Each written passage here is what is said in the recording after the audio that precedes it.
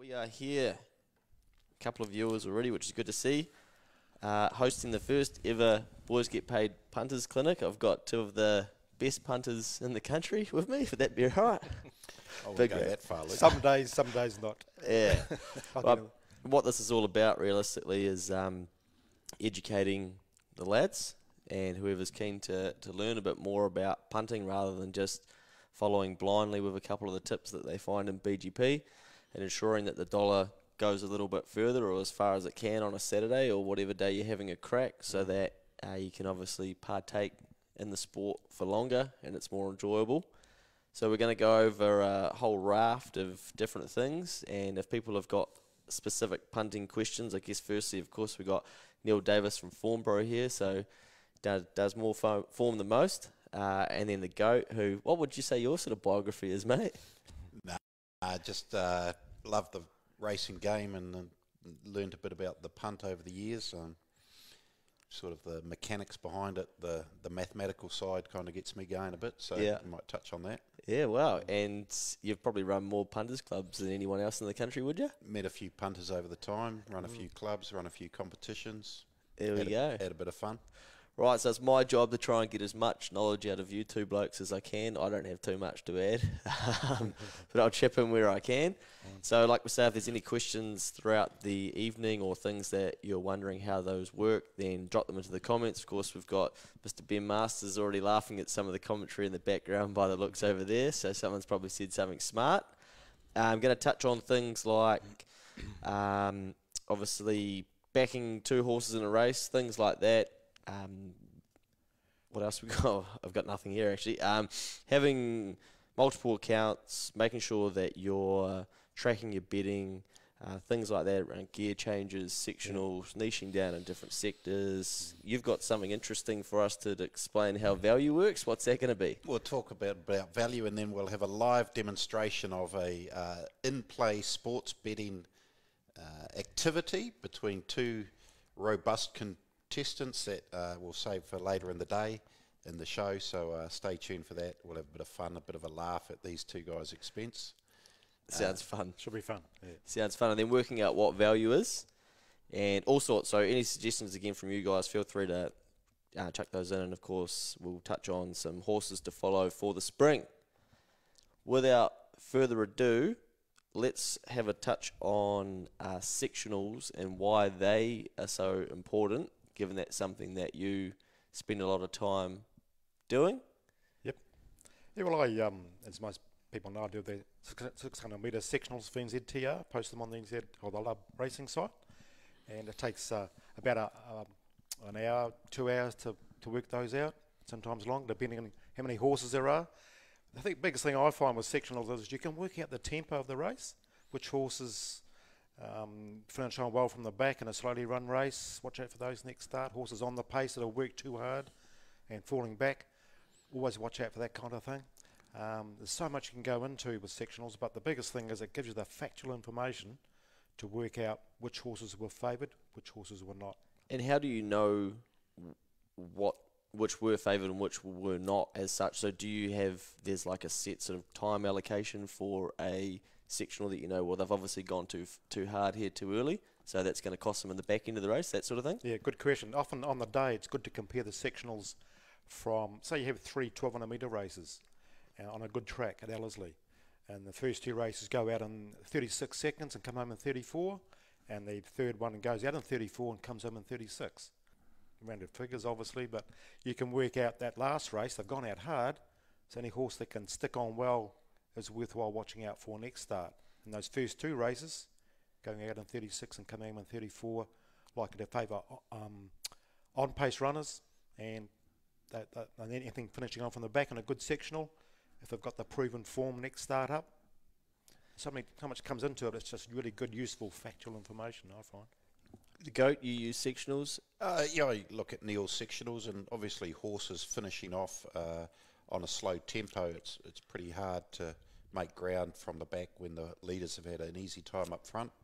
And like Neil says, if you're a leader and you've gone out too hard, you're into oxygen debt, and if you can stick on pretty well, even you might run 3rd or 4th, but you're the only leader that's finished up near the winner, it's it's a sign of a good run. Yeah. It's a bit like you at the gym, Luke. If you do too much early, you haven't got any energy left later on. So it's about timing your run, and jockeys. The key is obviously to get that sectional. If you're on a leader, you want an easy first sectional, so you've got energy to sprint home. And conversely, if you're on a back runner, you're needing the leaders to go hard, so they've used up energy, so you can get over the top of them. In the gym, I'll stay all day, but other areas I've been known to sort of get through a couple of poorly run sectionals early on. But so when the trainers are emailing people very quickly after a race saying, making excuses about sectionals, are they? Do you think they can just tell that from in the moment, or are they? I think jockeys. Is the access to that sectional information available very quickly? Yeah, like say, jockeys will know the feel of the race. Okay. But you can see in races, jockeys have got a good tight grip. Normally that'll be at a moderate tempo and favour horses on pace. But if all the riders are whacking their horses well out and trying to persuade their horses well out, they will indication they've gone pretty hard. You know, so. I remember when we were in Darwin, obviously we got to spend a bit of time with some professional punters, and I know that with one of them, basically we were watching the Singapore race, and he knew after I think 400 metres we were no chance. Yeah. And he called it straight away, basically, didn't he? And said, "Look, you can tell." Yeah. So you see in Singapore and Hong Kong, they have the sectionals come up in the graphics in the top right-hand corner. So if they go their first 400 and say 21, 22 from a standing start, leaving the barriers, they've expended too much energy, and they haven't. If you're on a leader, you've gone too hard, you've run your race, and you're not going to be able to finish it off. So, sectionals definitely have a huge part to play. Maybe even more important are the race times. If the race time was very slow compared to other classes on the race, that gives you a good guide to how good the field was generally. Then you can look back at the sectionals and work out which horses were favoured and dig deeper. One of your pearls is if a 2-year-old can run similar times over a 1200 as the older horses or the rating 72s, that 2-year-old's not a bad horse if it can run similar times. Yeah. 1200s generally they're running pretty solidly the whole way. It's staying races they can really dawdle in front if a leader gets a very cheap sectional as they say, and the times can vary. But you might remember that Stratocaster that won at New Plymouth that time. He'd done the race times and his sectionals leading up to it showed that he was a great bet and great value. So it gives you the confidence to have a decent bet on a horse when you know that information is available. Well, that's it, isn't it? It's all about the access to the information and knowing how to interpret that to then make better decisions to either put some hard earned on. Yeah. And you make mistakes, and that's probably the most important learning curve. You make the mistakes, and you go back and think, why did I make that mistake? And you learn. So you're always learning and making less and less mistakes, hopefully. I'll put you on the spot here, Goat. What's probably been your biggest mistake that's turned into your biggest learning, and you second there? I know for me personally, just to give you some time to think, I'm probably still guilty of looking for a horse that's run good time previously and thinking that it'll do it again the next time, and just taking whatever price I can get, especially if it's short, and not chasing odds. Chasing's obviously the biggest pitfall for most punters. You get behind and you're looking to get out on top for the day. I guess most professional punters, they know there is no last race because there'll be another race tomorrow or next week or next Saturday. So it's learning to just accept that on this Saturday you're not going to get out, you're going to be down, but don't go chasing in those last few races to try and win all your money back. Accept that and then just start again next Saturday. That's probably a key. And value something. You might like a horse, but if the price isn't right, don't back it, would be my opinion. You got to find horses that are paying the right price. That's as important as finding winners is identifying price, and we'll come to that shortly as to what is value and what isn't. But I think we'll go into that next in terms of how do you know if the price is right? Is the price right? That's the price right. We could make a TV show on that. Yeah. But we'll let you go first. Anything come to mind in terms of that learning space? It's very similar to your stories about value. When I was in my early 20s, I was in the fire service and single. Thought I was invincible with my punting. I used to have the Racing Facts book, knew all the times and tracks and everything. And I ended up backing a few good price winners, then missed a few, then started chasing the favourites that had the times and everything, done all the form, and they were missing. And I got down to my last 10 cents. I remember seeing it in my head, my last 10 cents. had to sell my golf clubs to pay the rent.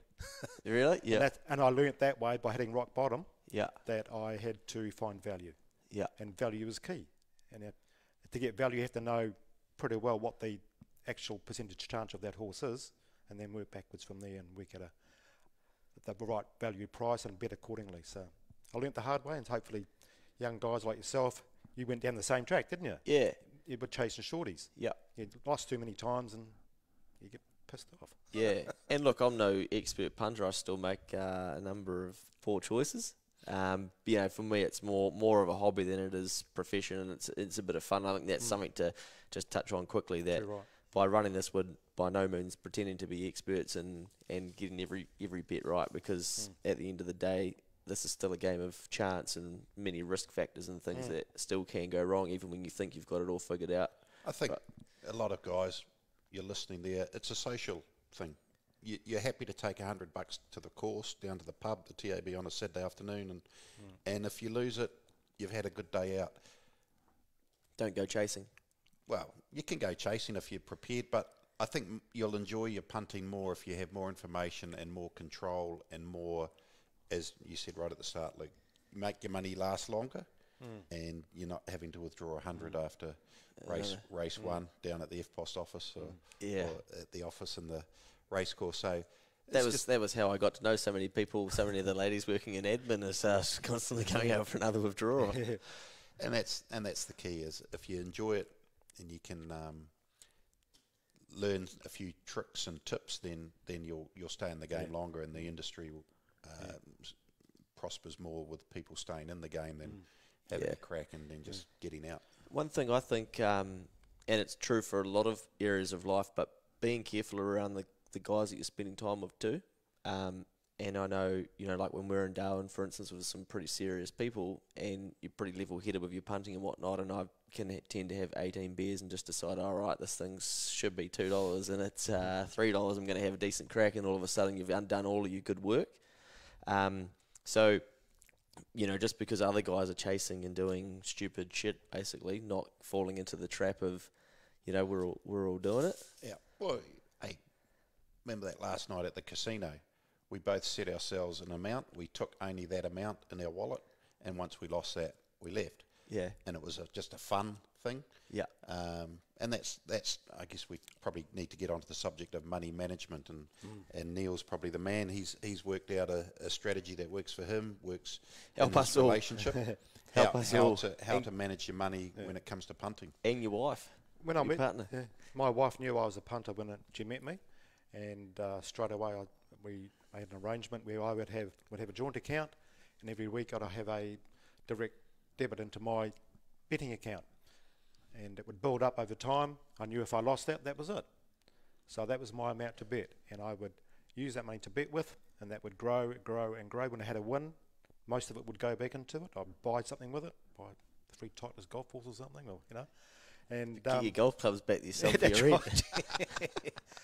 Can we get a 9-9? Having maybe 2 accounts where you've got your serious bets, like for someone like yourself, you're saying having a lot of bets, maybe have 2 accounts, one for your fun bets where you're at the races have a bit of fun, but before you go, you've had your 2, say you got $100 to bet for the day, $25 or $30 on one, $20 on the other, depending on the price you can get. So those 2 are taken care of, and just have fun with the next $50. If you win from that, put it in your bank. It's most important thing is to build up the bank, I think, and for your betting is to, even if it takes 5 years, you know, just keep taking away. Because when you start losing, that's when you start betting desperately, and you start chasing your money. But if your bank's there, you'll be fine. So drip feed in a weekly amount if you can afford it in your budget. We still do it. Yep. We still do it. That money goes into my betting account. So you might build up your bank religiously over, say, 8 weeks, but not actually have a bet in that time because you don't like anything, but you've got more ammo. Yeah. Is that what? If you can do that, if you can not have a bet for a week, that's good discipline. Yeah. But write down all your bets. I used to write down all my bets and handwriting, and say why I was backing them. So on Sunday night when I went back to review the bets, I would say this horse lost. I thought, trying to figure out why, and there's the reason why. It was fresh up or second up or jockey poor strike rate or the track condition was heavy. I found out pretty well soon on that wet tracks I was hopeless on. Yeah. and most punters are. Yeah. You have an occasional winner. Yeah. Yeah. Guilty. And Yeah. also, I found I was good. I found if I studied times, did them properly, my strike rate was much better when my bets were based around sectionals and times. So you stick with what you know and what works. So, question for you, Neil, and a lot of guys, this will be probably on their lips. You got $100, you go to the races, and you're kind of wanting to make a bit of money. Would you recommend them betting, say, $10 in every race, or just having one or two bigger bets and missing a few races where they don't particularly like something? Yeah, I think long term, two $50 bets is the way to go, but you could have, say, two $30 bets and spend $40 on them, some action bets. Yeah, do it that way. Just to give you guys some quick context here, there's 85 people watching live right now. Crikey. How many watching Shortland Street? Do they still have that show? Yeah. So watching that. people are listening, which is good.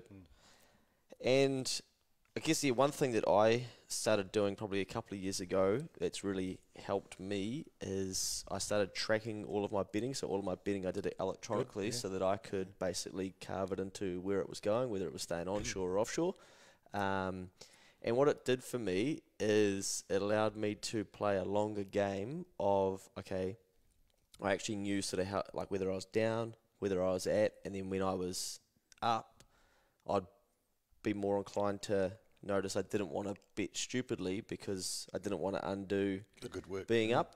And then I was just times where it was just like, look, I'm not going to have a bet because I've spent too much or whatever in that period, or then I recovered some losses from earlier and looked at it as a longer term game rather than just I've actually got no idea where I'm at, sort of fluctuating for the year. So I think you could almost track a spreadsheet if you were that way inclined or something, but I think, like you say before, if you only allocate yourself a certain amount, then you're only going to be able to lose potentially that allowance anyway, so you're kind of going to know. But I would definitely encourage people to track their betting in some way, whatever works for them, and get religious about it, right? Yeah. Keep it simple, not time consuming, but keep a record. Yeah. And regularly go over and think, how can I improve, or what did I do well? Yeah. Two questions you should ask yourself regularly in punting. Yeah. What were those again? What have I done well Yeah. this week? What do I need to improve on? That's just for everything in life, isn't it, Go? Exactly. I think we talked about this on the plane on the way over to Darwin. Yeah. Some different answers on the way back. But and what about, I guess as well, just while we're there, Ted talks about in his guide to the punt, which is on the website, which is very thorough, and I know people got a lot out of, and that kind of spurred on doing this. Yeah, it's really good. Yeah, that, focusing on specific types of races or niching down or specialising. Like I know for me, the 2 and 3 year olds, my record with the Cracker Million's not too bad. It's probably good. The size is what, and then tying it back, the size is what I really liked. And I found it easier to sort of follow the 2-year-olds and a lot easier to bet that than betting into cups races and things like that. I'll usually be a place punter in a cups race, and I don't know why that is as such, but I just know that I'm not very good at identifying a stayer to win, but can find a good stayer versus I'll have more confidence around a 2 or a 3-year-old. So I don't know what that is for me to have figured that out, but whether that's just kind of where my interest came from following that 2-year-old form early on when I started getting into it. Yeah, no, it's excellent because by following even just 2-year-olds, you're following those races that are raced throughout the country, and you can see how they're developing, the training, the times, sectionals, and dig deeper so you get a really good bank of information there about those 2-year-olds. Yeah. That's why you're winning. Our man that we spent some time with in Darwin, who focuses on Singapore, why he chooses Singapore, it's one track and a limited pool of horses and a limited pool of trainers and jockeys. Yeah. If you only bet on 2-year-old races in New Zealand, you zero right into only a limited pool of horses, and so it's the same concept. Yeah. You can be an expert in a certain area, and I guess that's what the beauty of BGP is. If Luke put up a tip, say, for Invercargill greyhounds, I probably wouldn't follow it. But if a guy who lived in Invercargill and you knew he owned dogs and he knew all the trainers down there, put up a tip for Invercargill greyhounds, you might back it. If he put a tip up for Ruakaka gallops, you probably wouldn't, because you go, well, what does that guy know? Yeah. So it's finding the niche in any particular area, and and specialising, like Ted says in his guide to the punt, and that's part of it. And if you find your niche, I find then your mindset changes and you feel confident. You look at a 2-year-old race and you feel more confident. Yeah. So I can instantly weed out some. Yep. Yeah. And I'm not always going to get it right, but yeah. You never do. Yeah. But I think that's probably something that people could have a look at as to what they do enjoy punting on, that they're more inclined to put more time into. Like I even know when we do the podcast, for instance, if I've got to have a look at a race where I'm just like, I'm not interested in this, then I won't put as much of an effort into it, and it ends up that I'm just really talking for the sake of talking. Yeah. Versus those races that you can identify that you do enjoy following. And I guess while we're there as well, that's some of the work that goes on behind the scenes that people probably don't see about BGP, is that we're constantly getting bombarded with people trying to feed information in, and us trying to filter out what's just rubbish, and that's why I've tried to build that. You've really got to explain why it is that you're tipping what you're tipping. Yeah. And some of the strike rates that we see come through are pretty average, and we're trying to protect people from that, which we're not always going to get it right either, because, what you're saying, even a blind squirrel finds a acorn from time to time. That's right. Yeah. Even a broken clock's right twice a day. Yeah. The thing is, anybody can find a winner. You could go, bang, anybody can find a winner in a book. But it's the losers in between you have to avoid. If you can avoid 4 of those next 6 losing bets and then come to a winner, long term you're going to make money. So back your winner, but avoid the losers. That's the key, I reckon, to success in punting. And finding a wife. And One that accepts your punting. Yeah. And on that, I guess it's not getting emotional when you are losing, right? To avoid the chase and be able to sustain a couple of those things going and having wrong. a bank in place will help you do that. Yeah. You won't go chasing and I need some money for whatever. Yeah. The bank is there. And only betting, obviously, a percentage, 1%, 2% max per bet of your bank? Yeah, around about 1, depending on the size of your bank and how much you're betting and win betting, or if your trifectas are molting, depending on... So if you've got $1,000 saved away in your account, then in theory your bets should be $10 units type of thing. Yeah, good plan to aim for. Yeah. I think I've read a couple of times in my illustrious punting career that you've got some written content on that and how to do that, I think. Is that right? Yeah. You've put out articles on that, eh? Yeah. Maybe it'd be good to get one of those and post it up for the boys to have a read through and stuff. I think you've probably already done it at some stage, but it'd be good to recycle that back out there. What about going completely on a tangent here? Gear changes. Gear changes, that's Neil's domain. Blinkers and bar plates, Neil. They're 2 things that the novice punter can probably gain a little bit of insight on. Yeah, definitely blinkers, They're a trump card a trainer will play. So if you see blinkers going on fresh up, why would he put those blinkers on fresh up? It's a horse that can bring links out of improvement on a horse, so why would you do that fresh up? There's a reason they're doing it, so look closely. How do they get this information? They can find that in on the Form Love Racing Guide? site? Yeah. On the Form Guide too, I think, but I always check on the Love Racing site. Down the bottom, below the field, it will have then gear changes. Yeah, on the tabs site? No, Love Racing. Not on Love the tabs site? I don't know, but I always check the Love Racing website. Yeah, blinkers, side winkers on, bar plates on or off. Noseband. Hoof pads, noseband, that sort of thing. Really, but the blinkers is a big one, the biggie. So if you can work out when they go, if they're going on, think why are they going on. Third up, Tiakau, watch out for those. Great formula. When they go, any time really, when those blinkers are going off Tiakau. It's really worthwhile noting. Yeah, and the top trainers, they don't put them on for a horse that's going in second up when the target's third up. Well, they may want to put them on to see how it goes, but they would usually do that maybe in a trial or training. But blinkers. What else? The bar plates. Bar plates, big thing. They're there but only bar plates mean a horse has feet problems. I'm no trainer, but on my reading and experience and talking to trainers and jockeys, when bar plates go on, it means they have a foot problem. So personally, I stay clear. When they come off, I think, okay, this horse could improve because its feet's come right. Maybe it's the warmer weather now, coming into spring, bar plates have come off. It's a lot better. Look at it closely. That kind of leads into another subject that I know you've done a lot of work on, Neil, read a few books on, and that's sort of horses' demeanour. Obviously, every race course in New Zealand, the horses have to parade in the birdcage, and the viewing public and the punting public get an opportunity to assess the condition of the horse, and not just its physical condition, but its mental condition on the day, and is it in the zone, shall we say. What tips can you give the boys in terms of what to look for when they're on track and they can see horses in the birdcage? I've read a book called Watching Racehorses. You can buy it online, and you would not be able to guess the number one factor that leads or gives you the information that a horse will win. One thing. That one thing is whether it takes a shit in the birdcage. Close. Sweat? No. If a horse comes to the racetrack with its buddy. Wow. It's relaxed, it's peaceful. You know, if you go to the races by yourself, or if you go with your person you really enjoy going to the races with, you're happier, aren't you? That's the number one factor. But how can you find that out? You've got to know the trainer, or sit there and watch the floats coming in and unload. That's number one factor. Wow. Yeah, you learned something today, haven't you? Yeah. Oh, mate, I'm taking notes.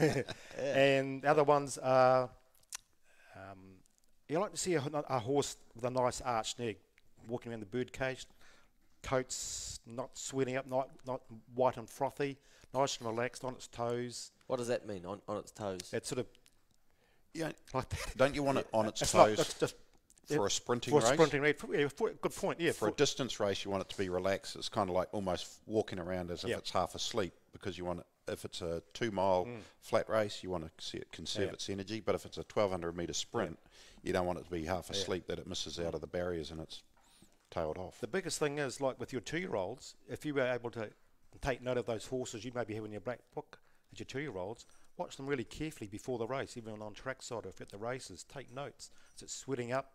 How does it, the muscle definition look? Is it got 2 handlers? Is it sort of snuggling into the strapper? Is the trainer walking out with the jockey and giving in-depth instructions?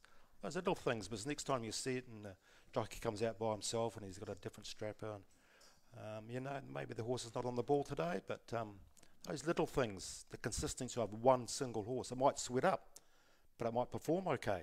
Yeah. Next time it sweats up, people think, oh, it's sweating up, I'm not going to back it, it drifts. You got value straight away.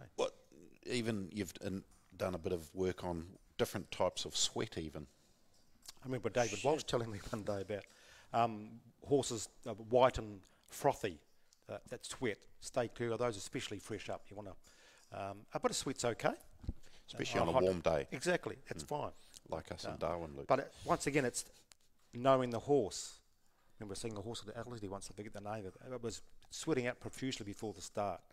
And the commentator was saying this has got no chance. But I knew it sweated up the previous start, not as bad, and it won the race. So you knew having that information is vital for each horse. So what about 2 things? What about grey horses in winter? Is that true? Well, I don't know. I don't think so. It's an old wives' tale, but horses with big feet in winter, maybe. Yeah. To get through the mud. Yeah. And what about, like, I know a number of times I've messaged Ted and I'm really keen on something, and he just fires back, Luke, first time left-handed. I'm like, oh, fuck. I'm like, why does it make such a big difference? Well, some horses it does, but a lot of horses it does. Yeah. It does make a difference. So, especially earlier in their career, when they are going from, what was the good example of Rogerson's horse that we stayed away from, Karakamelia Night 2018, Gift of Power. Gift of Power. She's no good right-handed. That's right, in the railway. Only ever wins, and same in the railway. She got back down to favourite, I think. She only wins left-handed. Yeah. Yeah.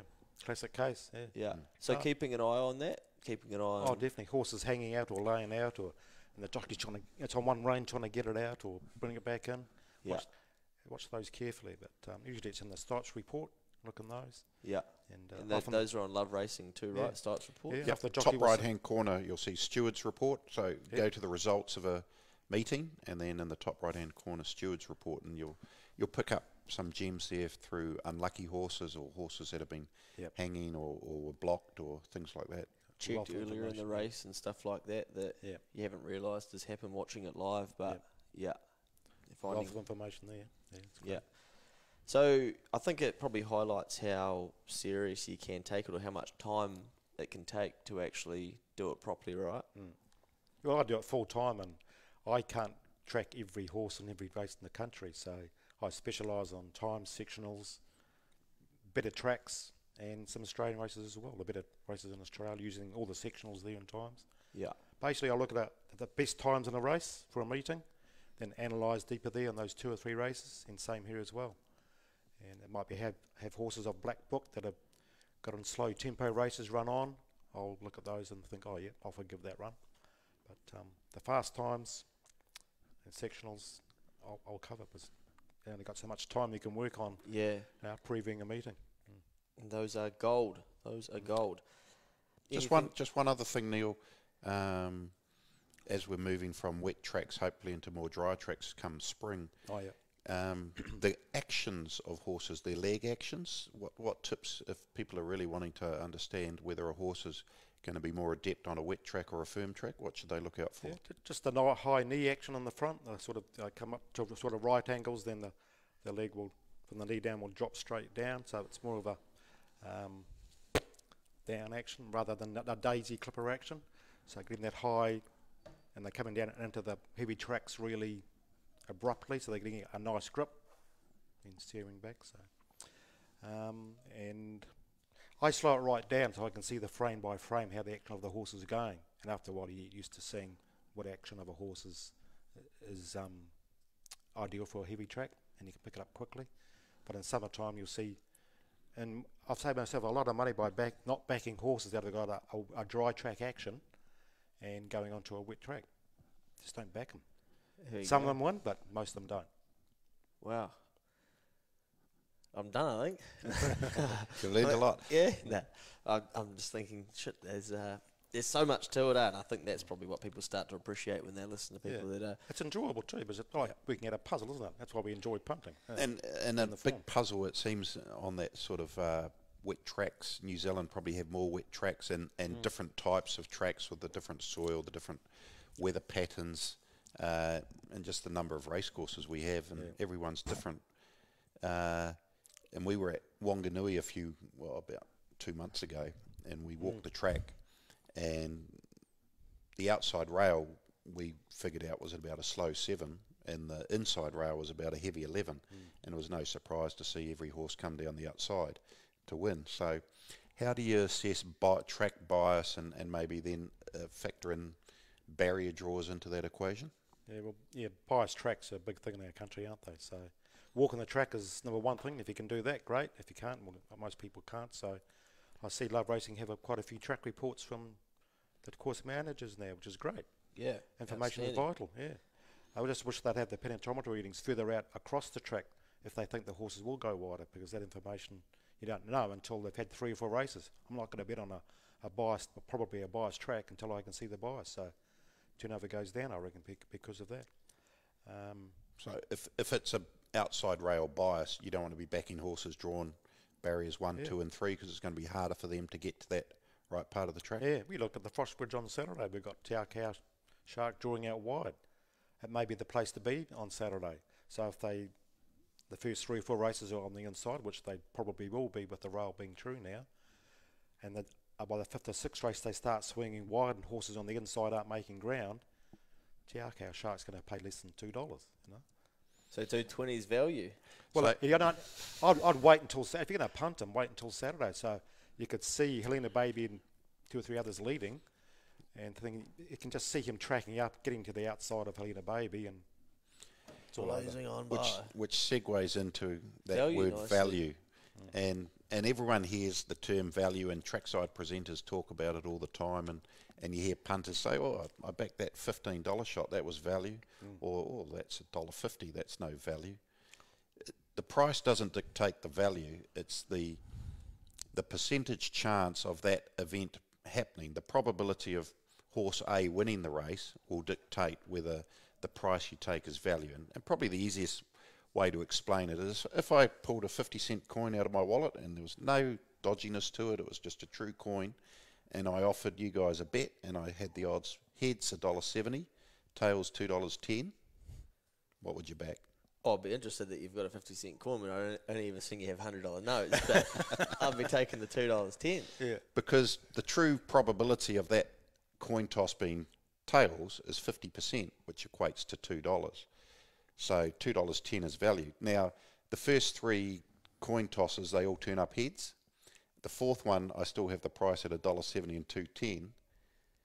Tails is still the value, but you'll think people will start to think, oh, the last 3 have been heads. It's due, but we know, in theory, the previous results on a coin toss have no outcome of the next one. Yeah. And how do you work out value in a race? And we've talked about Te Akau Shark. He's $2.20. Is that value? And everyone's perception of value is different, but if you look at it like this and say, if the Foxbridge Plate was run 100 times, how many times would Te Akau Shark win that race?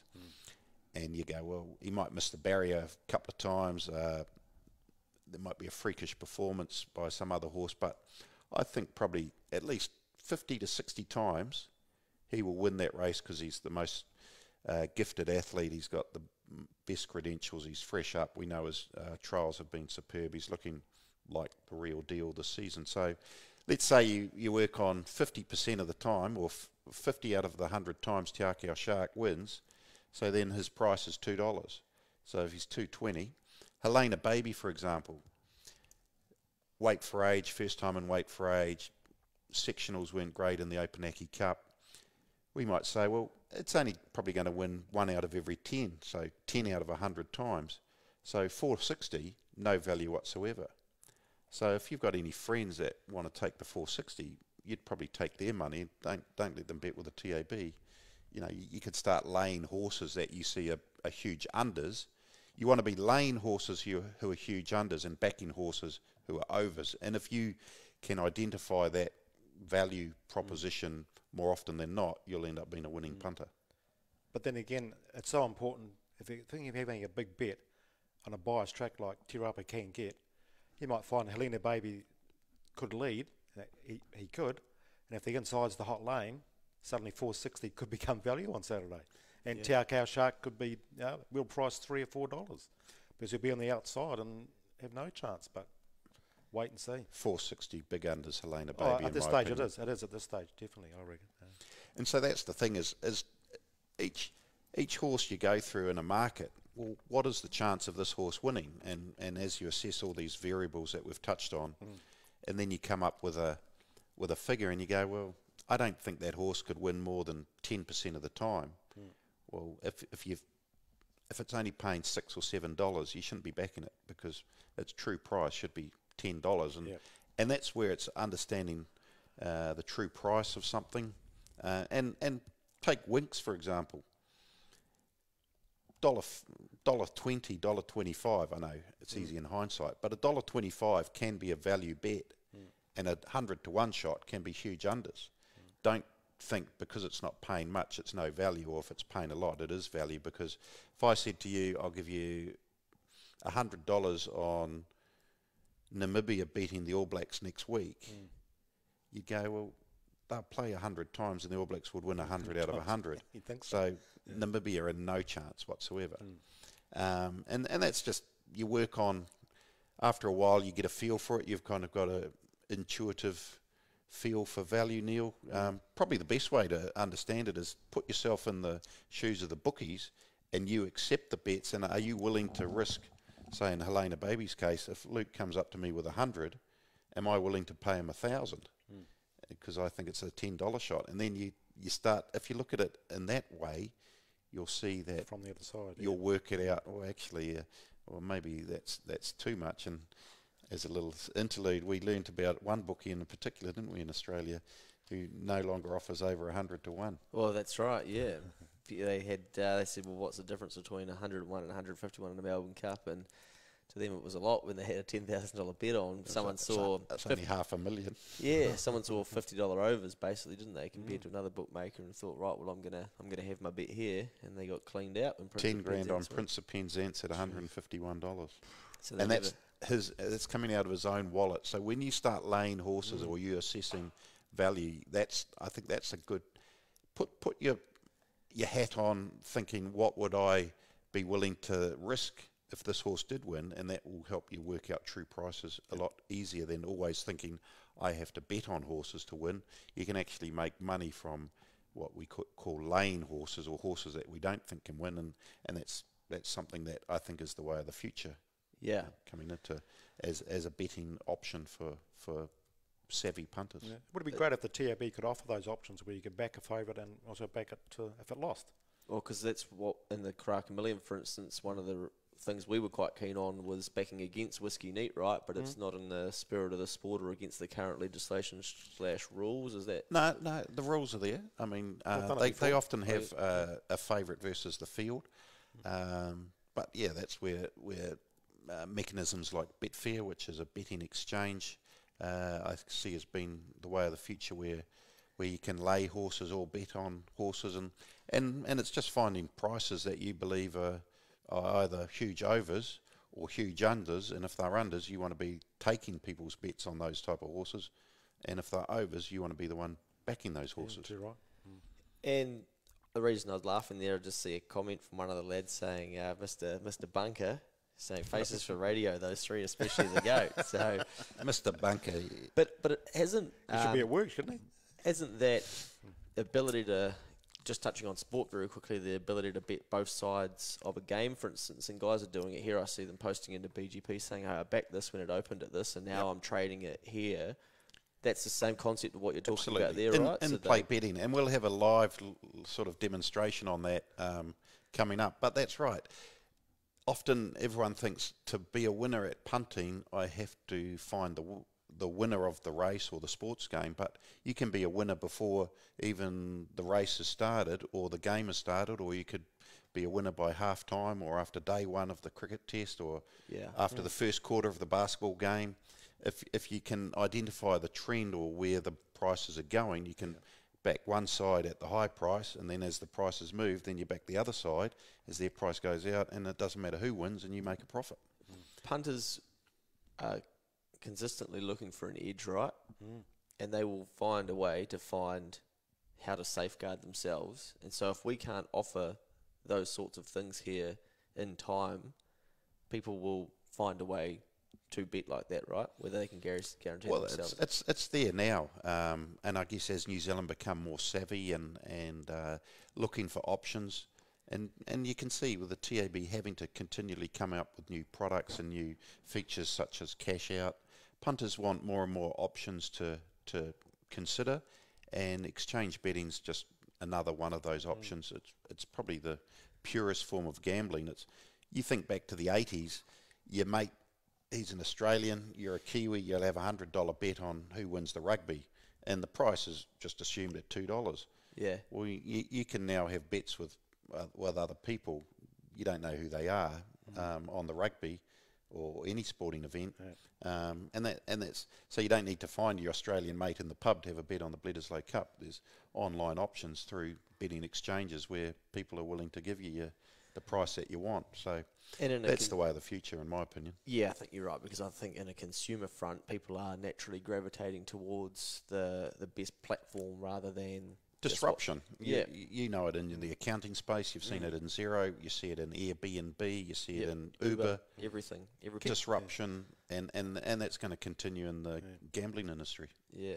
Exciting times ahead by the sounds. I'll just touch on a couple of questions that I see coming through here. Some of them are just comments. So Malcolm Little says, wise advice, Goat, going back earlier. I based my betting over a whole meeting. You win some, you lose some. No point chasing the dragon at the death. Matt Garchaw, great man. Maintain your emotions, set a budget. You're happy to lose, not loose, but that's right. Pet peeve of mine. Then target your best bets, and if in doubt, don't bet on races you can't find one you like. Track distance and condition a track, man. It's a bloody science, but we love it. And we've got opinions on up-and-coming black-type horses. We'll touch on that a bit later. Adrian Stanley asks, Mr. Lacey, does BT win on Saturday? Yeah, thanks for You were 3 wide the whole trip, weren't you? I think we're 4 wide. Yeah, We were wider than you on a Saturday night in Darwin, Luke. That was the Monday.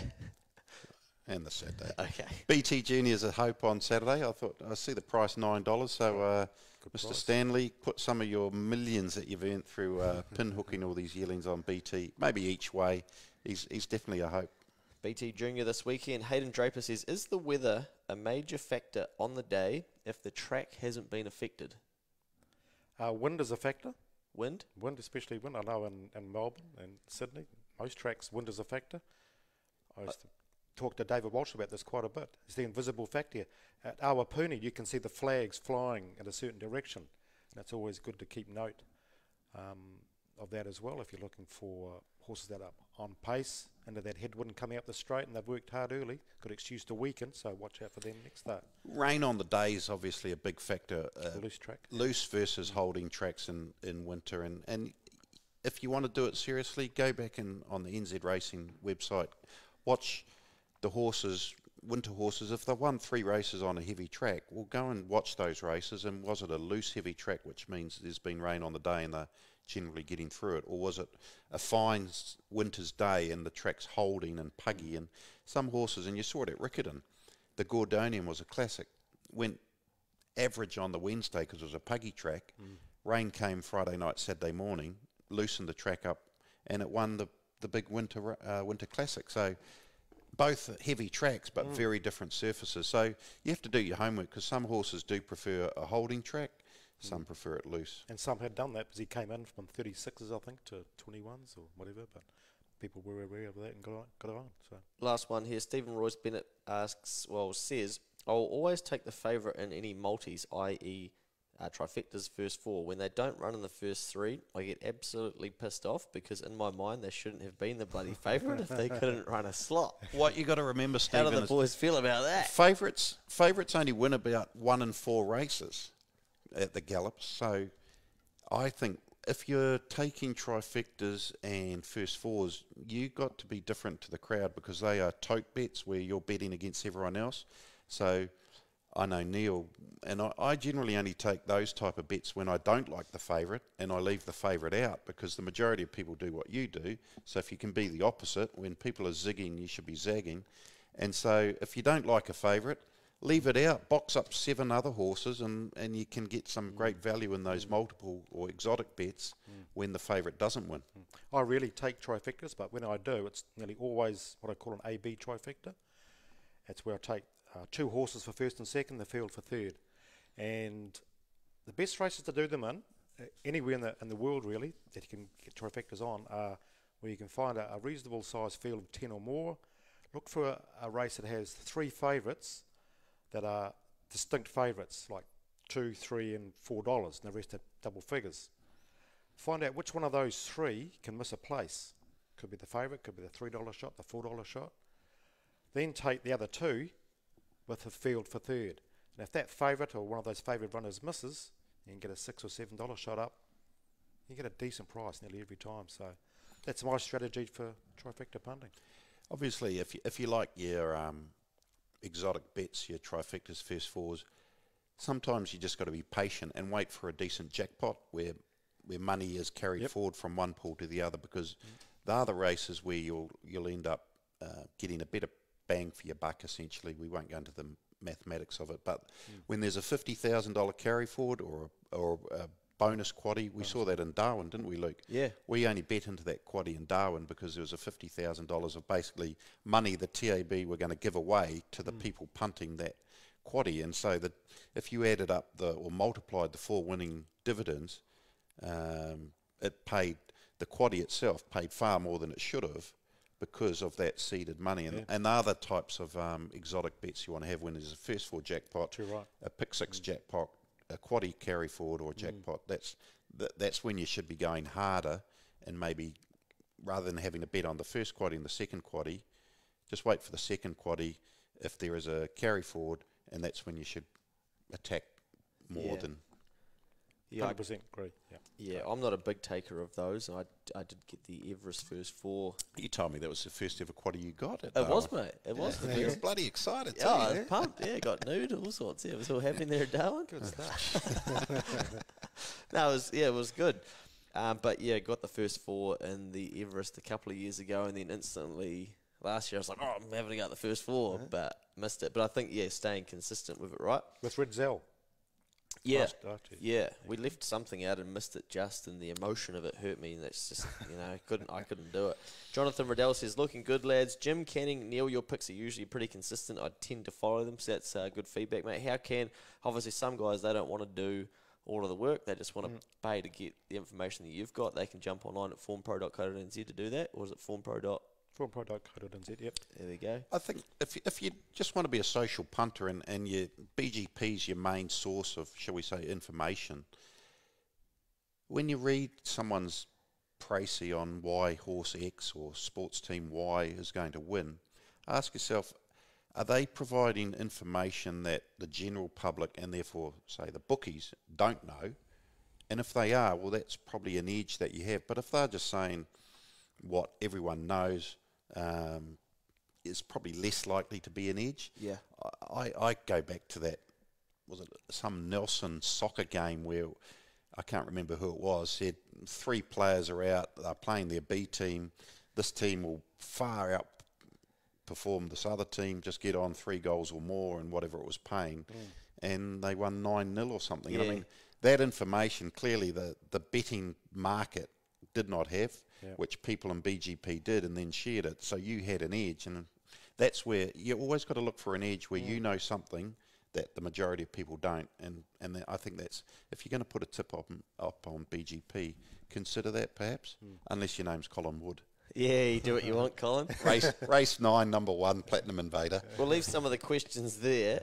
And speaking of zigging when you're zagging and thinking you know what you're talking about, obviously I was very, very keen on a horse in the Crack a Million called Probabile. And the year before we probably ended up getting a bit soft on Avantage in the last. And this year we were keen to have a go. So I thought 370 was a great price. And we put our 20,800 on. And after that it went out to 420. I still... Why do prices move, and do you take total or do you take fixed? Is that the question? Yeah, and can I get 50 cents times by the 2,800? But, how do we... I guess a few questions here. What's happening there? Is there a way to track where the money's going? The TAB bookmakers follow Betfair very carefully, especially in that last 5 to 10 minutes when the liquidity comes into the Betfair market. And so Betfair's if someone's offering horse X $7, so they're saying I'm prepared to give any punter the $7 on this horse up to whatever maximum they are willing to risk. The TAB is only offering $4. You can guarantee the TAB price will move out towards that $7. And so Betfair is the biggest decider in terms of market movements in that last bit, and it's the same in Australia. Invariably, Neil's got his theories as well. If someone's willing to give you $7, $8, and the TAB's only giving you $4, what information is out there that perhaps you don't often see horses win when there's that much variance between, say, the corporate bookmaker price and the Betfair price when it's so big, especially on those shorter price horses. Yeah. Money speaks 1,000 languages, doesn't it? So why is the money moving so fast in the last 5 minutes? Why are people leaving? Are they Everyone leaving it bets late generally these days because there's wall-to-wall racing. Yeah. Punters' attention moves from race 5 at Ellerslie, we're up to race 3 at Flemington, and so they're only looking at that last 5 minutes, and that's when the real action tends to happen. And prices tend to go out because the bookies normally open the market on like the Foxbridge plate, 130%. Then it'll come down to about 120 by close time. So you're getting better prices closer to the closing time. So that means when you say 130%, does that mean if I have a bet when it's at 130%, I'm guaranteed to be I'm guaranteed to be effectively losing. I'm not getting the value for my money early on based on the way they've set some horses end up being valued, but if you continually bet into 130% markets, you got to realise you got to be more than 30% better than the price to win long term.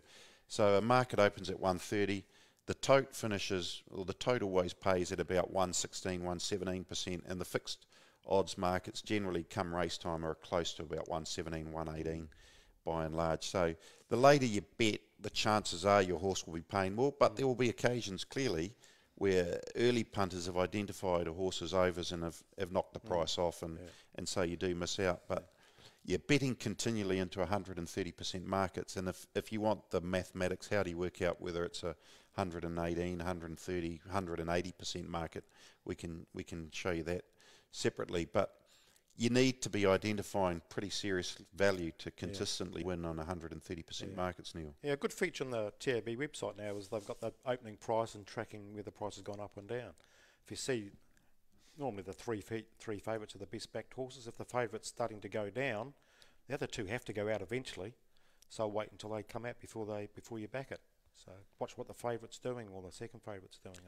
Do people put too much time into trying to ensure they get the best price rather than just backing the winner? Professionals, they might like a horse, but they're not going to back it unless it's paying $4. Yeah. So it might win paying $3.50, and most novice punters will go, oh, bugger, we should have backed it at $3.50. Yeah. But if you stick to your discipline and say, I'm not backing this horse unless it's paying $4, then long term you'll still win. Whereas a lot of people go, I don't care what it's paying. If it wins, it's okay. But backing $1.70 on a coin toss heads, it might win those 3 times, but you're not going to win long term if you're always taking $1.70 on a 50-50 chance. Thinking long term on your series bets, they're for fun.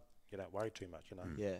But series bets, that little 10-20 cent move means a big difference long term. Yeah. Interesting. And then going back to that tote versus fixed punting. I always have a theory on that, and I guess this is on if you're betting horses paying less than $10, and I reckon 90% of the time, 2 minutes, 1 minute out from the race, back the lowest price. So if it's paying $5 fixed and $4.60 the tote, take the tote price, because by the time they jump, the tote price would have gone out to $5.50. The market tends to overcorrect. Yep. So as crazy as it sounds, back the lowest price a minute out, because it generally ends up being the highest price. Yeah, especially when they're reasonably close. I agree. Yeah. Goat's cheese right there, eh? Some real special stuff coming out. Yeah. Neil, question for you, mate. Would you ever back more than one horse in a race? Oh, definitely. Yeah, a whole lot. Not often, but I'd say every 4th, 5th bet I'll back my main choice, and if my main danger is I can see definite chance, going by what I can see in front of me, the track price, etc., I'll back that horse as well, either to cover my main bet or to put more on it to make it more of a profit on that horse if that wins. But it'd be very rare though that you back the first and second favourites in a race. You tend to you might back 2 $10 shots, or you might back a $3 shot and a $10 shot, because it kind of seems crazy to back a $2 and a $2.50 shot. It leads to a very good question from Rob Joyce, and we don't have the specifics of the race, but says there's a rating 82 1600 at Te Rapa on Saturday where the favourites are $6 and $6.50. Yep. Seems open, but is the question. We kind of had a quick look at that race. I know no loiterings in it, and that's probably $6.50, I think. That's the sort of race you'd have a play on a trifecta, maybe? Yeah, if you could have a punt, I'd wait, because the prices will go out under 130%. Yeah, when it's $6.50 favourite, generally the bookies don't really have any idea either, and they're probably cautious. Those types of races, they're cautious. So if you did the maths, that's probably set to 130% market. Yeah, if you don't like one of the $6 favourites, again, leave it out of your trifecta and take 4 or 5 others around it. And you could come out a winner. That's the kind of race where you might play a trifecta, because regardless of who wins, it's going to pay a reasonable amount. Yeah. But generally, I'd stay clear of those races unless I could see real value in one of them. Yeah, and move early, but I know a couple of guys will be having a place bet in those races. Oh, Percy, the place punter. Yeah. Interesting question here. I'm not really sure how to interpret it, but Michael Tyler says, how much do you read into a horse 4th up with good form opposed to a horse 30 up with good form? I suppose it makes more sense when I read it out. So depends on the distance. If the horse 3rd up's getting to its right distance, and some horses perform better in their campaigns, and other horses take longer to come up. But there's the beauty of this game is that there's so many variables and there's no exact science, and that's what keeps us. As I always say, if everyone knew who was going to win every race, no one would turn up, and there'd be no betting. Look at previous patterns. If it's 3rd up, look back at its last came out. Did it win 3rd up? Did it go better 4th up? The blinkers are going on 3rd up. the second start back, was it in the wrong sort of race? Was it in a harder race, or was it in the bad track conditions, too far, too short, barrier draws? How many things that can give you clues if it's, is the money coming for it? The other thing that they really focus on in Australia is gaps between races. So it could be third up after running second up with a 7-day break, and whereas if it might be third up off a 21 or 28-day break, it's got more time to get over those earlier races in its campaign. So there's so many variables that that's the beauty of this game, really. Anything over 21 days, I'll think carefully about. Unless it's a proven fresh performer, I would look at it. Has that pattern? Fresh 30, fresh 90 stats. Hopefully that helps Michael, but I guess you'd probably take Winks 4th up or 30th That's up. right, So, get to the horse, eh? 3rd and 4th up, that's my niche. I look for horses 3rd and 4th up. Yeah. Up to a mile, and I think I look at the training, look at the horse, look at previous patterns, and that's where I'll really dig deeper. Question here, and it's probably more of a jibe at the entire industry rather than a question, but I think it's something that we can talk about very briefly. And there's Chris Monahan says, why would you want to be an owner in New Zealand right now? Will Rita deliver the incentive to invest in ownership in New Zealand, or stick your hard-earned on Aussie ownership? And I guess that's a very big question around the industry. But the reason I will read that out is I think that what I do think is that we need more people betting to fuel and fund the rest of the industry. Yeah. And if we can't get that right, then we're really going to struggle. So, yeah, I think he's got every right to say something like that, but we're going to have to be increasingly figure out what is happening elsewhere in the world that people potentially will spend their money on. But we do have a great opportunity where, with the right platforms and things working properly, that people will want to be involved, where historically they just haven't wanted to be involved because there's been no real reason for them to be a punter or to have a bet or to be involved as such. It's going to get desperate! It's going to get very desperate. Just Who was on the guy? Chris. Monahan. Just on that, Chris, I guess even in Australia, I haven't got the figure, but every horse in Australia, if you multiply it out, owners don't win money in Australia. Most horses you don't win money on as an owner. And I know it's even less in New Zealand, but that's where the syndication and the spreading of risk, and we've all been involved in syndicates, and you might only be a 5 or 10% owner, so you're minimising your outlay, but you still have 100% of the fun. And you've got a saying about owning horses with other people, Neil? Oh, what was it? Where it's like, It's not like having a conversation. It's not much fun having a conversation with yourself. Yeah. No. and when your horse wins, you want to be celebrating with That's mates. right, yeah. And so ownership's important, and I think the syndication model, like what we've got in BGP, you have a small share in a few different horses. You don't expect to win, but you'll still have as much fun. And if you don't win, you're not blowing a huge stack of money. And when we left Darwin, when we got that quaddie, I said, for me, it was all the better because We shared it with each other. Yeah. And it wasn't just you and I getting romantic holding hands watching the last leg, but there was 6 or 7 of us in, and it made it exciting.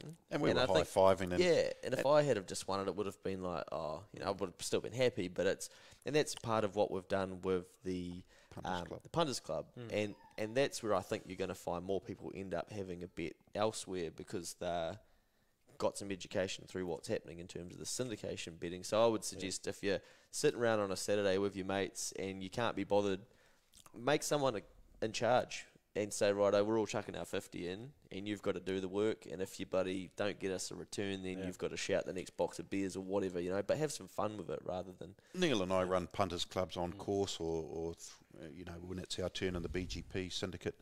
You do far more study when it's not your money and you actually enjoy winning money for other people more than for yourself. I know that sounds strange, but the buzz you got when Superior won the other day, and you've had some big results at Tauranga on course, and same when Falar won. You enjoy those wins more than your own personal wins because so many more people got enjoyment out of it. Yeah, you're feeling the pressure too, aren't you?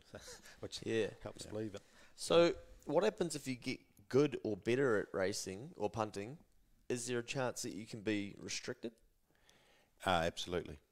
Yeah, and that's obviously very common in Australia because it's a lot more competitive. Yeah, and that's again where exchange betting comes in, is that you're never restricted because the Betfair, as an example, they take a commission out of every bet, so they actually want winners because they're not risking their own money. They're basically a technology platform that is providing Luke sitting in Gulf Harbour to have a bet with Neil and Tauranga, and they agree on a price through the Betfair platform, and they don't care if Luke wins or Neil wins, they get their share, so they encourage education and winning punters.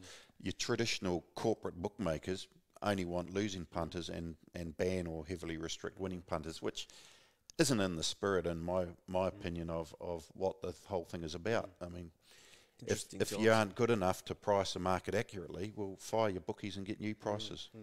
Two things on that. Come back to Chris's question. I'd like to see the RETA really push punters to bet on the New Zealand TAB, because we want stake money to go up. It's only one way it's going to go up, if we bet on the New Zealand TAB, not overseas.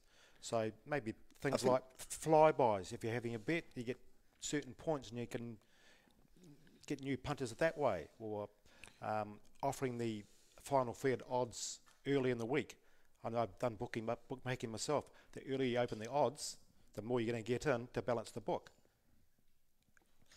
It needs to be done. The point of consumption tax, point of consumption tax that the racing reform bills will change that slightly. It'd be interesting to get some accurate figures as to what a dollar invested through a offshore betting agency provides the industry versus New Zealand. So I think that's changing. Drinks break. Yeah. We've got our barmaid here looking after us. Neil, keep him on. I think it's spot on. The thing that I worry about realistically is that if we want that to be the case, I think we'd have to bring the country back to a true monopoly where we say you can't bet offshore.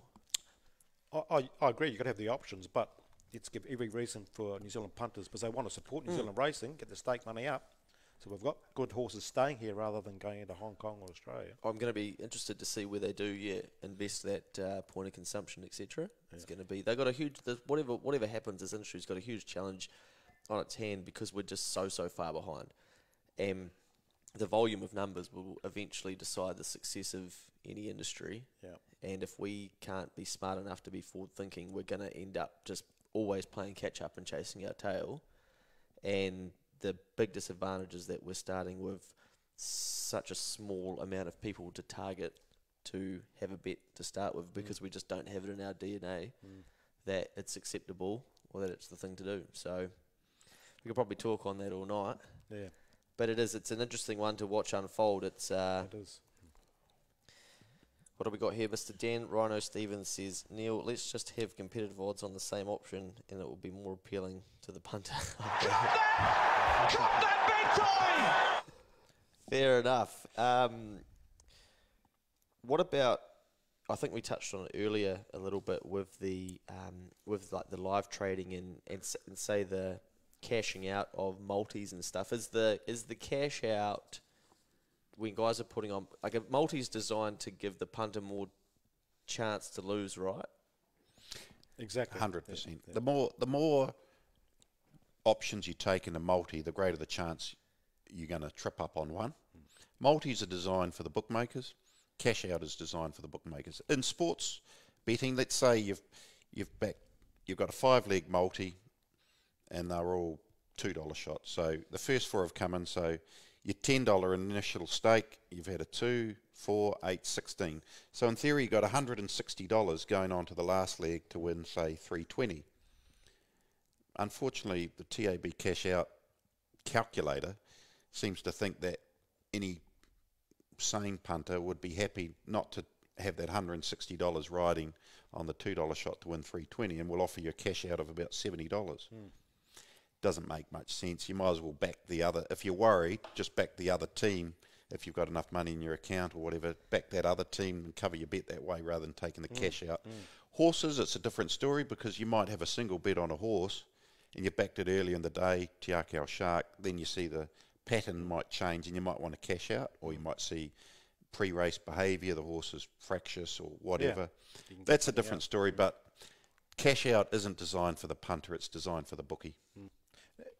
Maybe with your multi-betting, if you like the cash outs, do it in 2 separate bets. So instead of a $100 multi, do 2 $50 ones so you can cash out on one, that the other one rides. So that's something you do and was suggesting that people should do as part of, having a bet on a race, right? So, If they're taking multis, do that. That gives you the option of cashing out one of the bets and riding with the other one. So if you like the cashing out.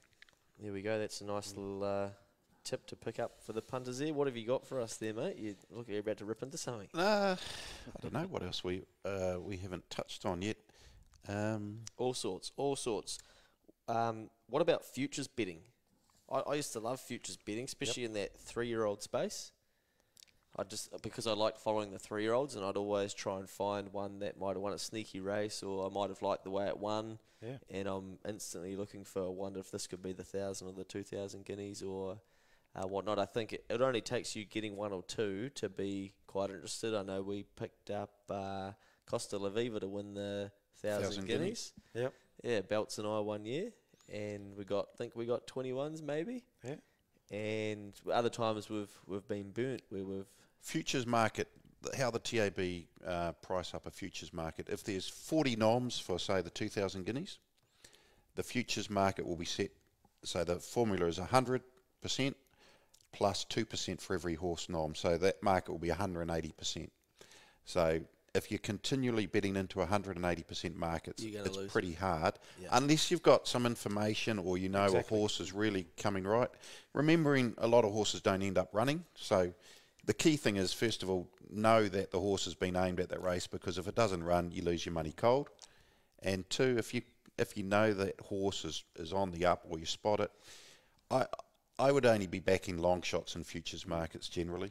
I got a feeling you tipped Costa La Viva that year early in futures betting, maybe. Yeah, for the 1,000 guineas? Yeah. I did. But the best one we had was Sailor Gear. That was on the Monday before the Derby. That was the Monday because it was the futures market was still open.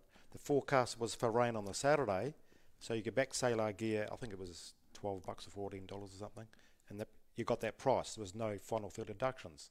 So those few days before it switches over to final field, where you're subject to scratchings, that's the time to look at the long range forecast, dig deeper, bring a trainer or two, and find out, and get the value that way before they switch over. There we go. But generally speaking, I don't bet a lot of futures. I think a lot of people get put off futures betting because they back a horse and it doesn't run, and they literally have lost their money without even getting a bit of a thrill. And Grand Award in the Derby, Mr. Wilcox. 100 to 1 was that value really? Yeah, what did we shorten it into? About 31s 31s or something. But it's good to have the option though, isn't it? If you scan through them and 2 or 3 you like, $10. Yeah, I'd be backing more outsiders in futures betting. So you wouldn't be taking Te Akau Shark to win the Epsom. That's favourite. I don't know what price. Well, it depends what price. Well, he's 15s in the Cox Plate at the moment, I think, on the New Zealand TAB. In the Cox Plate, is he going to go for it? You don't Might be going to the All-Star Mile now that they're... That's right, If we could get early betting on the All-Star Mile, because you actually have an influence on the final field makeup because of a voting component. Now that New Zealand can vote on the All-Star Mile, you'd suggest Te Akau Shark would make the field if he was still sound and still in form. So, it's a tough one, futures.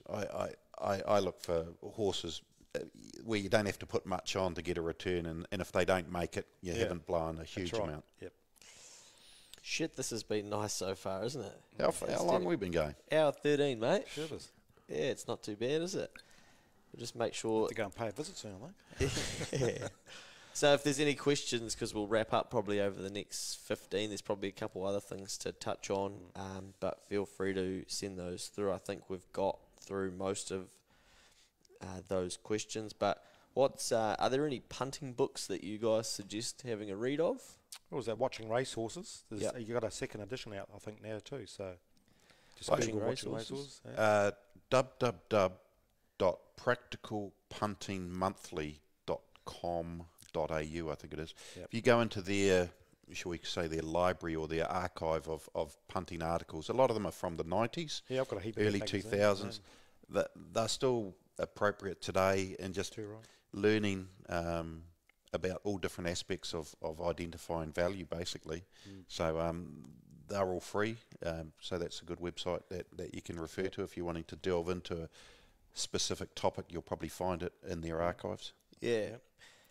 And I know that it's probably not something we'll dive too deep into, but people, you're looking out for those specials around, you can get your money back if you run in the top 4, and it's, I've had a couple of mates that have said, shit, there's only 5 runners in the race, and they're designed to get the punter punting early, right? Correct. Yeah. But if you're disciplined, yeah, you can. They're great options to bet into because you've got an edge. It's a The great edge is promotion. if your horse only runs second, you get your money back. That's not normal. So there's an edge there. You got to understand the psychology behind it. Of course, they only offer it in the early races because you've had a win, you're feeling good, and then you keep punting it until you lose it. So if you understand the psychology, they're definitely good ones to get into. we're always looking for an edge. Well, they're good for taking multis. Instead of taking a $30 multi on that first race where you get money back, put it for a straight win, then whatever you win, put it on the next horse. So if it misses, you get second, third, or fourth, you get money back, rather than taking that multi in that first race. Absolutely outstanding. Anything you feel like we haven't? Shall we move on to the horses to follow? Yeah, okay. So you're going to give us one each? Yeah, got one sorted out for you. Okay. One of and David Green's. just quickly, Kick up, how does one keep that doesn't have a black book? How do you keep a black book in 2019? RaceNet black book I use. I use Practical Punting Monthly. They've got a black book service, so you type in the horse's name, you get the email. The feedback I've been getting is that the TAB race tracker service is unreliable now that they've moved to the new website. So I've moved all my stuff over to Practical Punting Monthly. It's a good thing, and if you can write notes, so why did you put horse X into the black book? Was checked at the 200, still found the line well, or ran on well off a slow tempo. So it just prompts you. So when it comes up and runs next time, ran on off a slow tempo, you delve into that next race it's in, and you see, it's going to be a slow tempo again. So you might not touch it, but if you see, there's 4 leaders in that race, it's going to be a strong tempo. It's a closer. It might be the time to have a crack. I've just gone through and cleaned out most of my black book is all set for the next few weeks, so I can start adding those horses in. So get rid of the old, bring the new in. And you've got one for us that we should be putting in the black book and keeping an eye out for? Dama Zorro. She's being set for the Thoroughbred Breeders in November. And David Green said she's going to have a lead up to a November listed race at Te Rapa and third up into the Thoroughbred Breeders, because last season she ran some outstanding sectionals, was unlucky I think in the Easter, and she's one I think will be spot on this season. You'd There think we the go. long Pukekohe Straight would suit her, being a back runner. Exactly, yeah. Ideal track for her, so she's my one. Dama Zorro out of the Green stable. I'll go There you for go. a horse called Long Jack. It was pretty unlucky in its 2-year-old run in the Champagne Stakes over a mile, I think it was, at Ellerslie, and then it got tipped out for a spell. It's been targeted for some rich spring races in Australia. And you look at our record, New Zealand bred and trained horses in the VRC Derby. I think of Dundeel, didn't win, but was favourite. Lion Tamer, Sangster. The Baker Forsman stable know how to set a horse for those type of races. And funnily enough, I might have a little sneaky futures bet because he's $34 on certain Australian corporate bookmaker sites for the VRC Derby. And Those markets at 180%? Or you don't have to put much on at $34. So Well, you just dropped. Sorry. yeah. so yeah, he's a horse with a lot of upside. Nice horse. Long Jack. So he's one to look out for in the spring. I backed a horse the other day when we were in Darwin, warming up to head to the track, and it flew home at Te Rapa. It ran second. I can't remember what it was called. Matty Cameron was on. Do you remember? And I was whinging when I came. Of course, I bet that it ran second. And That ran today. Did it? Mascarpone. Yeah. Oh, yeah. No good, mate. Did it? Get another black booker. All right, we're done with that. It's got a drier track action, so, and a better track. There we go. So we can Third stick up. third up. Next We can time. stick with it. We'll get better Better odds. track. Did Matty still ride it? Ryan Elliott, I think, ran it today from from memory. the inside. But he got it out wide. I heard the commentary. He hadn't seen the race yet. But There we go. You must have one. You're an Australian guru. You must have a little sneakiest. What about some of your old favourites in Australia? One of my favourites, I hear he's had pretty big surgery. Chaotic. oh yeah, Who the fuck is that guy? That's hurtful. Get the fuck out of here! Hey, those are for the podcast. You're breaking my heart here. I really liked this horse, and I was pretty let down, broken-hearted, and maybe I'm just chasing a little bit. but I think he is a good horse. Chaotic, he's Good a horse, Savabeel. So I'm going to be Runs around in Sydney, doesn't he? yeah. Yeah. I'm going to be following again. I might let Shillelagh go this season. She might be out to the broodmare paddock. Yeah, just she's about, probably I'd done say. the Trocare mare. Very, very good horse. Right, anything we haven't covered? Any questions there, Benny? Any questions from the punters? We've still got about 80 people tuning in by the looks, which has been some solid content engagement the whole time. Any last words from you boys, or any things that we haven't gone through? No, I think we've covered off a lot. I don't think do we need to do our little live experiment, or we wrap it up there? Well, we could do. I guess one thing what was that? Next time. Yeah, we know what we're in for next time. Hey, one thing we haven't spoken about is, you know, this is probably a little bit of a tricky one, but I've got I've heard a few stories where guys aren't, you know, keeping the wife, the partner, the girlfriend involved in terms of what they're doing and stuff. And it probably just purely comes out of a place of not communicating how much they're spending or whatever. And I think you touched on it earlier. But that's probably not a good place to be, right, where you're having to hide your betting and things like that. I mean, I don't know what the answer is there, but it's probably a red flag to yourself that, you know, you need to be thinking seriously about what's some of the choices you're making, or setting up something, like you said, where you're committing a certain amount and only sticking to that so that you're not having to hide what you're doing, because it should be fun, a hobby, of course. If you can give yourself an edge, even better. But we don't want to see people getting hurt or making decisions that are going to affect other areas of their life. It can happen so easily. So talk to your partner, work out a plan, and stick to it, because punting's not worth relationships, especially with family, children, etc. So, just good message. I think it's whatever day you get paid, assuming you're working, you get paid, just have a direct debit going from the account, your wages or salary or whatever comes into a separate account, and that's your punting money, and you can spend it all on a payday, or you can make it last, and once it's gone, and so there's no sort of arguments. You can spend that money how you like, and that's probably part of the key. Good stuff. No, I think it's important because, you know, we've all been there where we make those poor decisions early on and whatnot, and do some things that we end up regretting. So we'd hate to see that happening to Is guys. that a good segue into the men's breakfast on the 19th of November? Oh, mate, that's an outstanding plug. Well done, mate. Obviously, a lot of people would have seen the content we've done there for the men's health yesterday as well, that Ben's clipped together, which is pretty awesome. Been really well received. And later in the year, it's International Men's Day, the third Tuesday of November, I've termed it. So I've put a bit of a Melbourne Cup spin on it. Melbourne Cup the first Tuesday, New Zealand Trotting Cup the second Tuesday, and Men's Health the third Tuesday. Yep, International Men's Day the third Tuesday. We're going to head to Ellerslie. You're going to be emceeing it. We're going to get 5 speakers just talking about things they've been through in their life, so there won't be anyone famous apart from maybe myself and you go.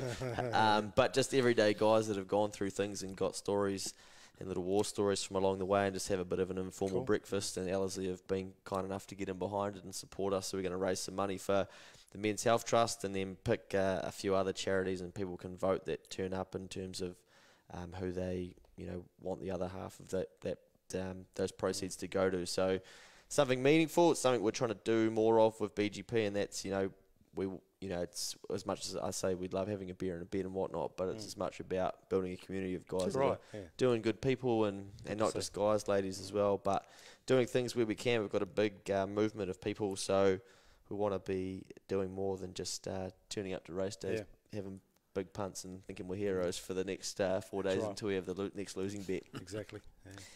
There's some comments here. I'll just grab these from Benny Boy. Any last words from you guys, or any pearls of wisdoms you haven't touched on?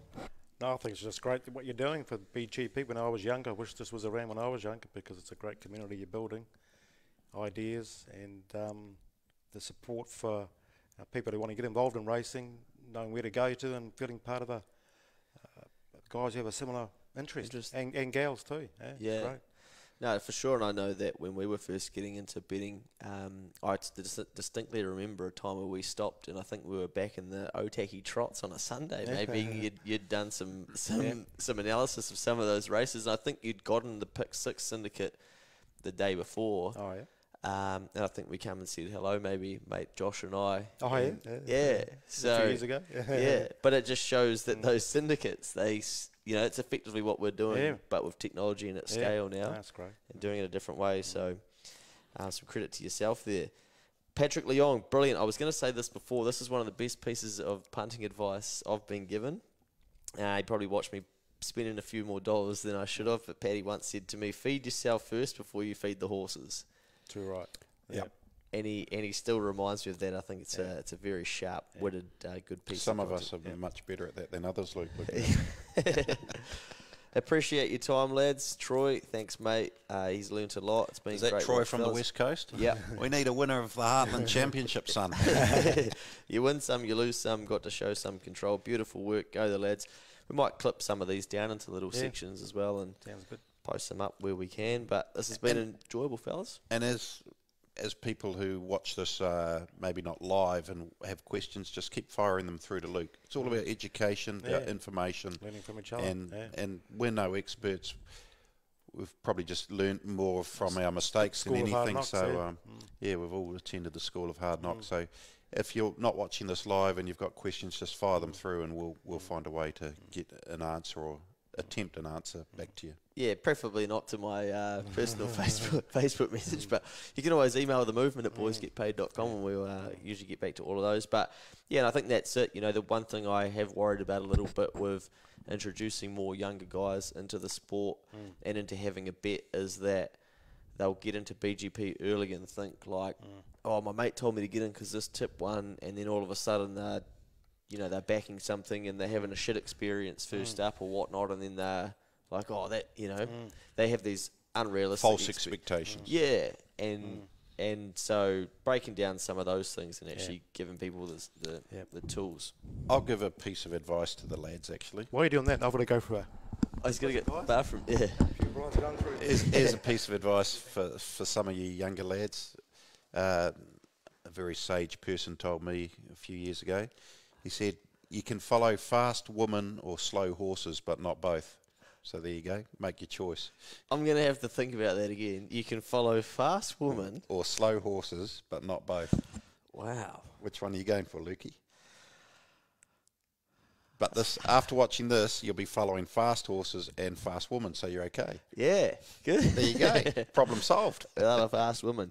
I don't know if we need to get to that question, Ben. Do you think we should... What's... Benny's sorted. Yeah. Craig asked, what's BGP's relationship with Tab/Rita? Are they on board with the movement? If not, why not? I think you can gauge our response there. I'll answer that from my outsider perspective. I'd say it's been very frustrating for Luke to... he's got this vision, and I think the majority of people within BGP can see the good BGP is doing for the whole industry, but at times it feels like the powers that be at the tab don't share in the same vision, so it's frustrating. Yeah, and to be fair to them, there's probably been a couple of things where we haven't agreed on certain things, and that might just be egos at play as such. I know how much time we're putting in, how much we're doing, and how much good we're creating, and therefore the value to that. And so if that's not going to be recognised via decent respect or remuneration or whatever that is, or support, then I'm still going to charge ahead, and we're still going to be doing as much as we can and having a fun time. So I'll wait for people to fall by their sword. And, you know, I always use the analogy that the UFC took 17 years to get to where they got to, and all it took is a couple of dominoes to fall and the right conversations to have, and all of a sudden explosions start happening. So I'm a very patient man. I was going to write an open letter to Rita basically saying I'm surprised that they're probably not communicating out to the industry in a broad sense, and that also we haven't been invited for a discussion or anything like that, which, they probably think, well, I think a lot of it as well is that it's a little bit threatening what we're doing and a little bit what would you know, and that is a very sad way to lead a life, because younger people these days do know a lot more, and I'm constantly out searching information from 18, 20-year-olds, because I know that I'm 10 years through now where I'm starting to wonder, what things am I missing? I'm constantly chasing the next platform that Boys Get Paid might need to be on. I know that we can't just keep everyone in a Facebook group, because we'll get lazy, we'll get complacent, and things won't work. You look at how we've done this podcast today. We started with an iPad. Now we've got 3 cameras rolling. We've got headsets on. There's, it's outstanding. Great work, Ben, by the way. Yeah, Benny boy. So Ben, for instance, he's constantly trying to evolve what we're doing and give people a better experience. And at the end of the day, it's it takes a lot of time. But it would be good if we did have a tighter relationship. But it is what it is, and we'll get there. Things always evolve. That's right. And so certainly haven't given up hope, and still looking for building a closer relationship. Yeah. And Dean McKenzie, he was on Radio Trackside a couple of Wednesdays ago, speaking to Peter early, and that's good communication, saying what he was planning on doing, and we need more of that. Come on Trackside too, Dean, and on a Saturday morning, and just the good thing about Dean, he is a punter. He is. So horses, I think that's a good start. He's a Kiwi too, so. And it's not just like, I don't just pick on racing or these industries. There's a lot of industries that are struggling. It's sport and all sorts. They're struggling to engage people. But in a time of crisis, you need someone to stand up and lead. And I think that's probably the key message that these people in these roles need to understand, is that the industry needs them more than ever. And so they need to stand up and be vocal and share the vision. And I think that's probably what a lot of the younger people and other people have liked about BGP, is that I'll come forward and talk a massive game. And part of that is because then I know I have to start walking it. Otherwise, guys would go, well, you're full of shit. And they have every right to do that. So that's just how I think you should lead. And I think that's probably what's quite attractive about BGP. And I would love to see some leadership from some of the other areas of the industry providing that same sort of structure, so that people can go, right, well, things are tough, but we're going somewhere. Let's stick in there and see how we go. So onwards and upwards. Yeah. Oh, it is, yeah. All about education, content. Yeah, you got eyes on a goal, haven't you? You've got a vision, and you're working your way there, and have some support from those in power would be just terrific. Yeah, makes sense, 100%.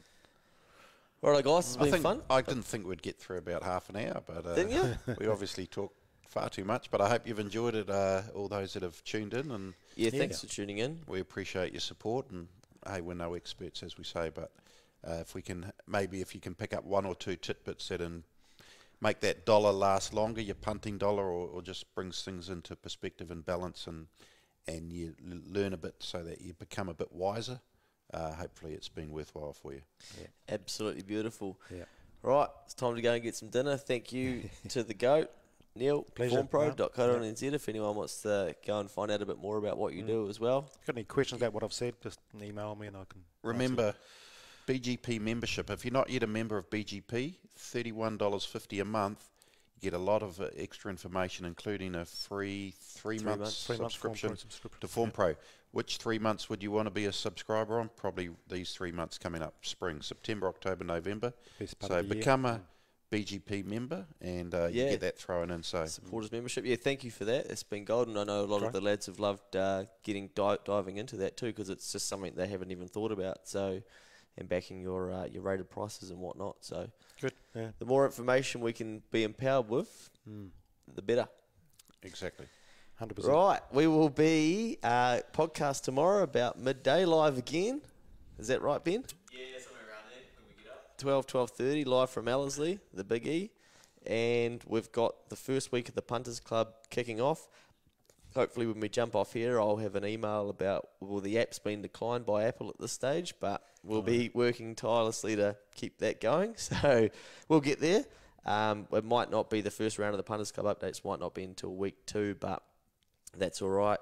But looking forward to that. I know Ted's excited. Yeah. We saw him today at Te Araha, and was it? Yeah. He's fizzing at the bung, ready for his launch on Saturday. Te Rapa. Chewing at the bit. Yeah. Love it. Have we told Neil what week he's got yet? I gave him the info. Good stuff. And you'll be studying already for that. About Tarzino. Yeah, looking forward to that. Yeah, well, it's good to have that set week put aside too, so you know what to look for, horses leading into it. Yeah. That's it. Great. Right, we'll wrap it up there. No more questions, Benny, I hope. Cool. Thanks for tuning in again, guys. Love the support. And all the best for the punting throughout the spring. Don't do your ass early. Don't chase. I think that's been a couple of good messages. Yeah. And any questions, add them to the bottom of this video and we can address them at some stage later on. Thank you to Benny Masters over here producing, giving us your time again. How nice are you with your 3 cameras? Go the lads. Go the lads. Go Over the and out. lads. Yeah, too right.